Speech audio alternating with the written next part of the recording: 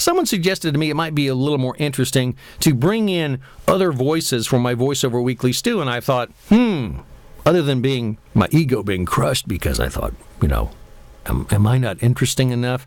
And then I realized I'm really not. I'm really not interesting enough to sit and listen to for 10 or 15 minutes. And so I thought, let's bring in other talent. Let me share with you. I can learn some stuff, obviously, from other voiceover talent, and so I have a special guest this week. His name is Mike Tarnow, and he's a voiceover artist out of the Atlanta area, and this is part of a Skype interview that we did recently, and so here's how it went.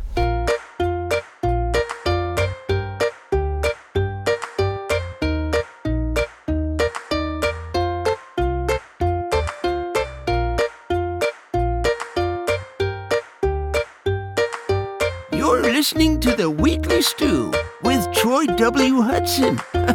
What a good boy he is. Tell me, what was it that got you interested in voiceover work to begin with? In 2011, and I'm sure everybody can Google this, Gilbert Gottfried lost his job as the Aflac Duck. Man, that would just be a hoot to get that kind of gig, because in the article it said that he was making six figures by going Aflac. You know what I mean? That's just fantastic to me. 2012, the beginning of it, I bought my first USB microphone, and I started to play around with the scripts that are on edgestudio.com, which is a fantastic library. It's got over 6,000 previously used scripts in commercials or whatever. So it's very interesting stuff, and you get other people to feedback. I highly recommend that to anybody starting out, because it really helped me a lot. That was kind of what got me started and got me interested in it. I had never thought about it in the past. I had done commercials back in 1988 when I worked at a radio station, a very short stint there. And I got my first job at the end of 2012 through a pay-to-play site called Bidalgo. Mike, what kind of work do you focus on, or what do you really like to do in voiceover? I love character stuff. I like playing, an old guy. I love doing the old man voice. Oh, if it wasn't for my feet hurting, I would be able to walk a little bit further. I like playing just different things. Mr. Hunt, I owe a debt of gratitude for what you have done. You've reconnected my family. This connection will now last until death. Yes, thank God we had a long talk on the phone. He's going to come over here. After 30 long years. I can't wait to see him again. But tell me, how did you do it? I've had to play a chef. I've had to play a bunch of old guys. I think I've typecasted myself by now. And I played a bus on a video, and that one's actually on my website, where you can see where I played this bus. It was a very small role, but it was fun. I like doing that kind of stuff. Have any interesting projects or anything out of the ordinary you'd like to share that you've been working on? Well, as a matter of fact, this week I did have a strange thing happen. I had a Hungarian production company. I don't have any idea how they found me from just listening to my voice, but they messed around and found me through another pay-to-play site that actually had my name associated with my demos. So I can't emphasize enough, even if you have the free membership at all these pay-to-play sites, get on all of them if you can, because you just never know who's going to find you in whatever way, shape, or form.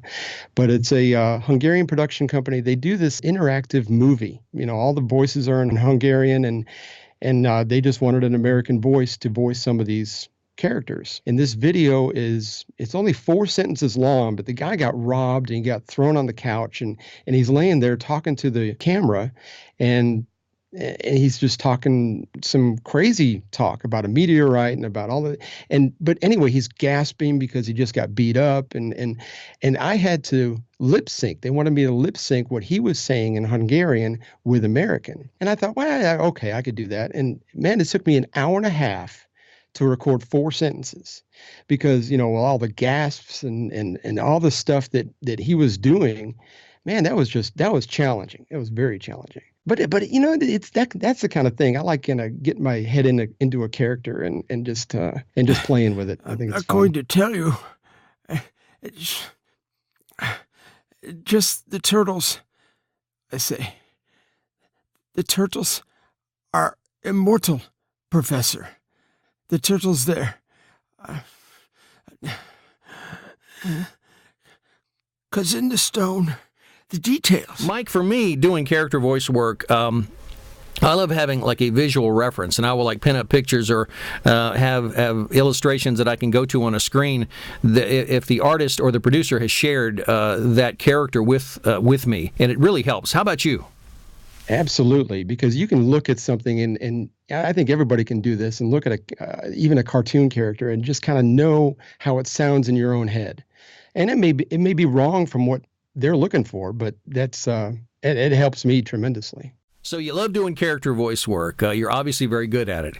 What's the future look like for Mike Tarnow? What kind of things are you looking at expanding into, or what's your next big conquest? I'm starting to put a little bit more effort into finding car dealerships. I really seem to like to do the car dealership commercials. There's not a whole lot of things that you have to really worry about. You just got to get it in that 30 seconds, and that's pretty much it. But there's so many car dealerships out there. They all need a signature voice, in my opinion. And so I'm going to try to market on that pretty hard in the next year or so. Now, the importance of learning as we go is extremely important to me, and I know it is to you. What's your philosophy on coaching and continuing education as a voiceover artist, Mike? I've had 3 different coaches already so far, and 2 of them are kind of high profile, and man, I've learned so much each time, and it's different things. They all come at things from different angles, and man, the more angles you can come at things from, the better. Because otherwise you'll just have this whole tunnel vision thing, keep doing what you're doing, whether you're successful, and chances are you won't be successful just by going at it from one direction.